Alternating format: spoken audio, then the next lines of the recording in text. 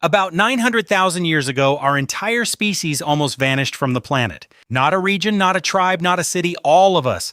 The breeding population of human ancestors collapsed to roughly 1,280 individuals. That is fewer people than fit in a single mid-sized concert hall. For reference, your high school graduating class was probably bigger. And it wasn't a brief panic. That tiny population hung on, just barely, for the next 117,000 years. That's not a brush with extinction. That's living in the shadow of it, generation after generation. That is roughly 6 times longer than recorded human history. For most of that stretch, the survival of our lineage was a coin flip in the dark. There were probably nights when the entire future of humanity was a single sleeping camp. If any one of those generations had simply failed to reproduce, you would not be watching this. Neither would anyone you've ever loved. Every face that ever mattered to you traces back through that thin needle's eye. The entire experiment of being human was, for a very long time, hanging by a thread. And here is the part that should genuinely unsettle you. We only just found out. Until 2 years ago, nobody had any idea this had happened. No fossils announced it. No cave drawings warned us. The story was hiding somewhere far stranger. It was hiding inside you. Right now, in every cell of your body, the evidence is sitting in plain sight. Nobody knew how to read it until very recently. In September 2023, a team of researchers from China, Italy, and the United States published a study in the journal Science. The paper had a quiet, technical title and a genuinely shocking conclusion. They had found a near-extinction event written directly into modern human DNA. To understand how that's even possible, you need to know one beautiful idea. Every person alive carries a kind of family album in their genome. Not photographs, but patterns. The size of an ancient population leaves a faint fingerprint in the DNA of its descendants. When a population is large, genetic diversity spreads out. When a population crashes, that diversity shrinks down and narrows. Millions of years later, you can still see the squeeze in the DNA of the survivors. It's a bit like reading the rings of a tree to find out which years had droughts. Except the tree is your own body, and the droughts happened before our species existed. The shocks of deep time leave fingerprints, and your DNA is the page they were left on. A team led by Wangji Hu, Yi Xuan Pan, and Yun Xin Fu built a new tool to read this fingerprint. They called the method FitCol, which sounds like a Pokemon and is actually a piece of mathematics. It takes the genomes of living people and runs them backwards in time, calculating which ancient population sizes would have produced exactly the patterns we see today.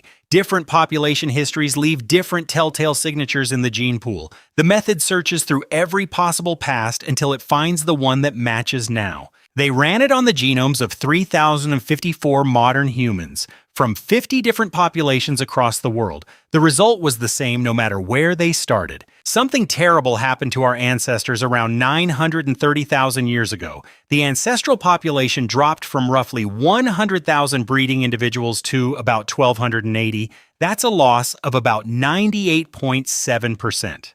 It's hard to overstate how close that is to nothing. A single bad winter, a single failed migration, and our line could have ended right there.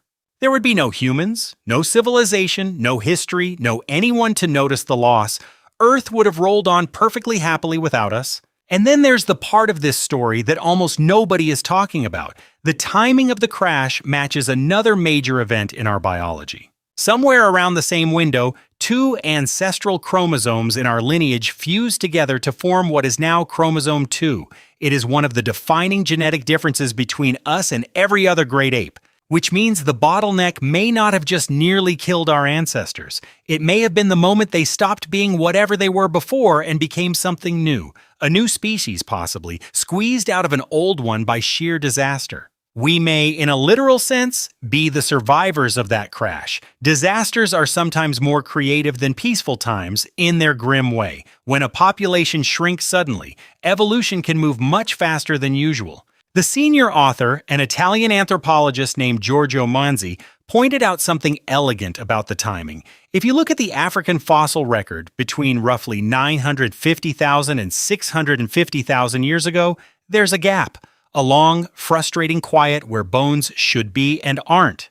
Paleoanthropologists have wondered about it for decades. The bottleneck would explain it. If only about 1,000 people are alive at any given moment, scattered across a vast landscape, the odds of any one of them ending up fossilized are tiny. A tiny population leaves a tiny fossil record by definition. The silence in the rocks is exactly what near extinction looks like. Two different sciences, genetics and paleontology, are pointing at the same missing chapter. No one knows for sure what drove the crash. The leading suspects are the usual suspects in any planetary tragedy.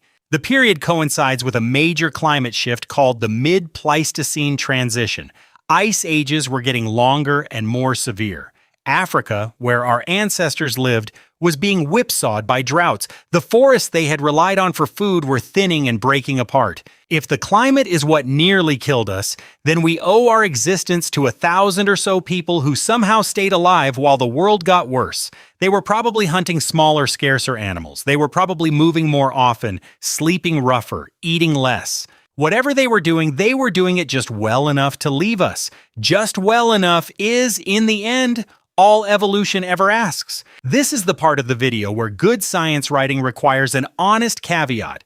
The WHO paper is genuinely impressive, but it isn't yet a settled fact. Several other research groups have looked hard at the result, and not all of them buy it. Janet Kelso at the Max Planck Institute notes that the bottleneck signal shows up strongest in African genomes, but is much weaker outside Africa. If the crash were truly global, you'd expect it everywhere.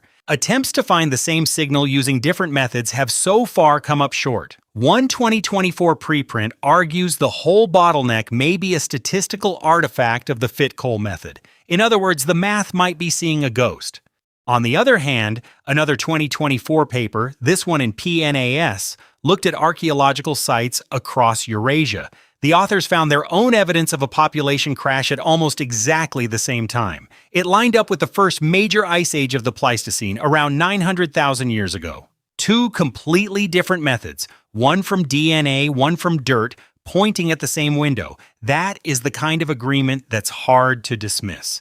Genetics found the crash in living DNA. Archaeology found the crash in empty ground. When two completely separate fields land on the same answer, something is probably there. The exact size of the population is still up for debate, but the existence of the bottleneck is not. Something narrowed us almost to nothing, and the rocks and the genes both saw it happen.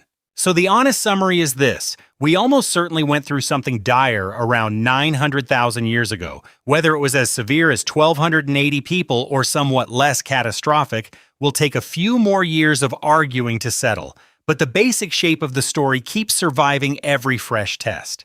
Now take a step back and look at what this means for you, sitting wherever you are right now.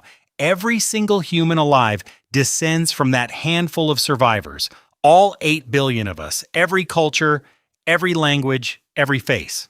We are not a wide and ancient species spread across many lineages. We are the descendants of a single small group that very nearly didn't make it. This is part of why humans, biologically, are so strangely similar to one another. Two random people from opposite sides of the planet share more DNA than two random chimpanzees from the same forest. We look like a species that came through a very narrow door, and we did. 8 billion people now share the genetic narrowness of those few who didn't die out. Our blood quietly remembers a moment our minds cannot. Somewhere in that long, dark stretch, 1,000-odd creatures kept each other alive long enough to leave descendants. They weren't quite us yet. They didn't know they were a turning point. Nobody at the time gets to know they're a turning point. They were probably just hungry, cold, and tired, doing what living things do, which leaves one quiet thought to sit with. If the entire future of humanity once depended on roughly 1,280 strangers in a vanishing world, then the next time you stand in a crowd, look around carefully. Not at all of them, just at the first 1,000 or so faces you can see. That's what saving a species actually looks like. Not a hero, not a moment, just enough strangers refusing to give up at once.